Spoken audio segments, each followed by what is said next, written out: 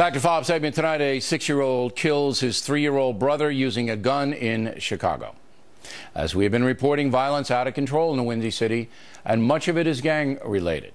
Authorities have no answer, as shocking murders have been going on for years, despite tough gun laws on the books in Chicago and in the state of Illinois.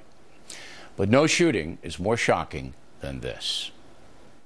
A grieving family walks out of court after a judge calls this case the ultimate tragedy. A 6-year-old accidentally shoots his 3-year-old brother to death. Ian Santiago was killed with a loaded gun his father, Michael Santiago, kept wrapped in pajama pants on the top of the family's refrigerator. Ian died at the hospital. His father, Michael Santiago, is charged with felony child endangerment. Prosecutors say Santiago was a former gang member who bought the gun on the street to protect himself from another gang member. Santiago did not have a FOID card. A FOID card is a license to carry a firearm. Joining us now from Washington, Laura Ingram and Juan Williams. So, Laura, your reaction tonight? Not surprised, Bill. Last year there were 532 murders in Chicago. Most of them were attributable to the gang violence in the city. And the Latino gangs that have been written about in the Latino press are comprised of 2 rival alliances. He was a member of the Spanish Cobras, the father of the young boy who shot the other one. The Spanish Cobra is one of the most vicious gangs. They're comprised of both legal and illegal immigrants into the United States. In the one gang, Bill, the Latin Kings, in Chicago alone, there are 20,000 members, it's estimated by the authorities, of the Latin Kings. And there are, about a dozen different varieties of Latin gangs operating in Chicago. So this individual, this father, said he had the gun because he wanted to protect himself from his old gang rivalries. But of course, we have a child who's dead right now. But this goes not really. This doesn't go to guns. This goes to what we've imported into the United States: gang violence, both endemic to the country and, frankly, that we allowed to perpetuate and be created over the last really 50 years. What do you say, Juan?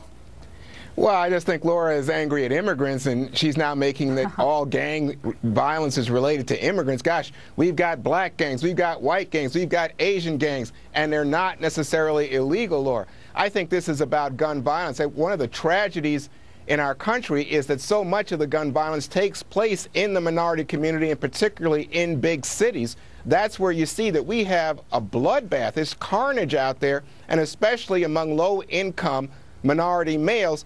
And then they have the guns, and it extends then, of course, into the household, where you have an increased risk of death.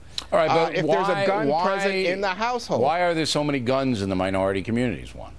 Well, I think that people buy illegal guns. Again, it could be for gang activity. I think that's a lot of it. So there are criminals that are trafficking in there. So, Juan, here's a question. If the United States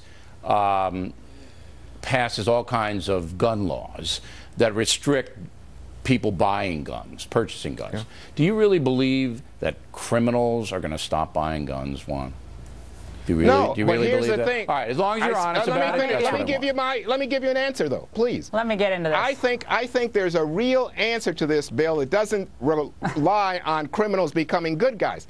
It is to close all of the loopholes, the gun show loopholes in the law. You can close them all. Number 2. There's 300 million guns in it. Wait, Juan, I don't have it. Now, let me. I just wanted to lay it out. 300 million guns already in circulation, Juan. Bill, let me get into this. Let me get into this. Okay, first of all, Juan, you're living in a fantasy world. Number one, I never said all gangs were immigrant gangs. I'm specifically talking about the Spanish Cobras, of which this father was a member, number one. Number two, if you close all the gun show loopholes, supposedly loopholes, have instant background checks at all gun shows, the amount of crime that would be prevented, I think the study that I saw was less than 0.5%. A lot of these guns are trafficked over the border, Juan. And if you talk to the law enforcement community in L.A., Chicago, New York, and Washington, D.C., they will tell you the truth about how gangs have been driven by the narcos and driven across border violence. So the idea that this is some like Brady Center solution to gun violence is preposterous. All right, Juan, there's not a lot of criminals going to gun shows.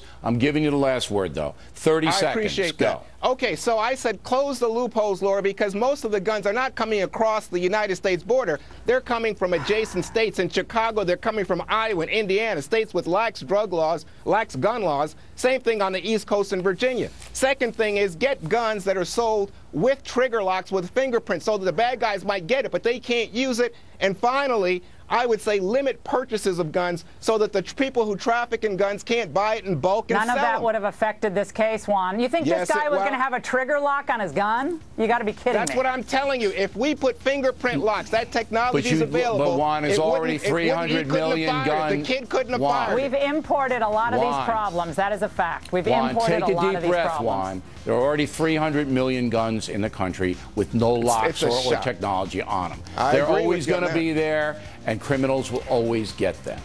Laura, Juan, thank you. Plenty more ahead as the Factor moves along this evening. Ronald Reagan, he's looming large over the Republican Party's attempt to regain the White House. We will tell you a fascinating story about him. Then Waters asking American kids some questions. We hope they'll be smarter than the adults Waters hangs with. And we hope you stay tuned for those reports.